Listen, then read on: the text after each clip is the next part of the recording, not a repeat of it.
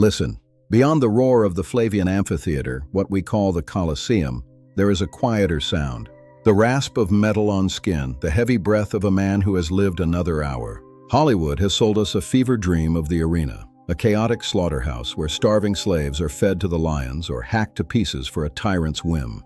But history is rarely that simple. The men who stood on these sands were not just victims, they were investments. They were high-stakes athletes, icons of a bizarre celebrity culture, and members of a disciplined, regulated profession. In the Roman mind, the gladiator occupied a paradoxical space. They were legally infamous, socially lower than the dirt of a grave. Yet their names were whispered in the halls of the Senate. In the sands of the Flavian Amphitheatre, blood was common, but death was expensive. This was not a brawl. It was a munus, a duty, a ritualized display of skill. And like any modern sport, it had an arbiter. This man was the Summa Rudis. Usually a retired gladiator himself, the Summa Rudis ensured the rules of the armatura were strictly followed. If a shield strap broke, the match was paused. If a fighter tripped, the opponent did not pounce. He waited. Imagine the tension of the stalemate. Two elite warriors, hearts hammering against ribs, sweat-stinging eyes clouded by the dust of the arena. They are waiting for a signal. In most matches, the goal wasn't a corpse, it was virtues, the display of courage under pressure. When a fighter felt defeated, he would raise his index finger, the ad digitum. This was a request for missio, or release. If he had fought with enough technical brilliance, the crowd and the sponsor would grant him his life. Only about 1 in 10 matches ended in a fatality. To kill a trained gladiator was to destroy a multi-million-dollar asset. It was bad business.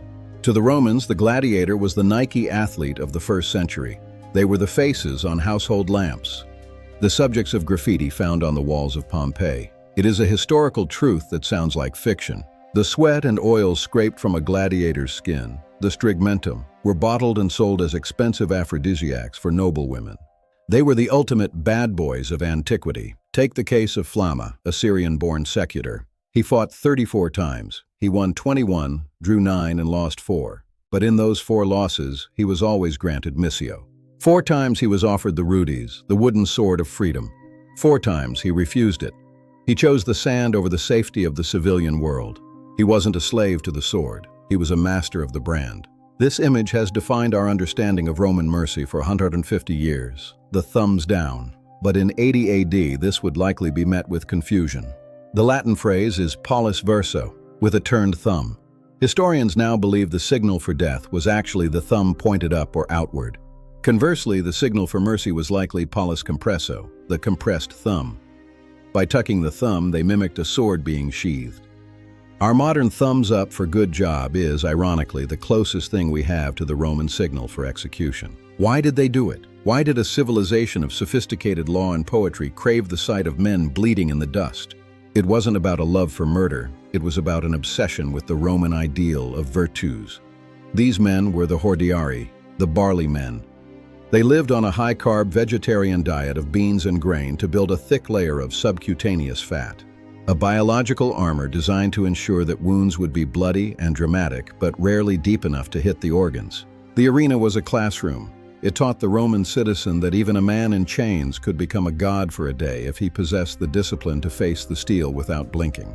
History is the study of what a culture chooses to worship.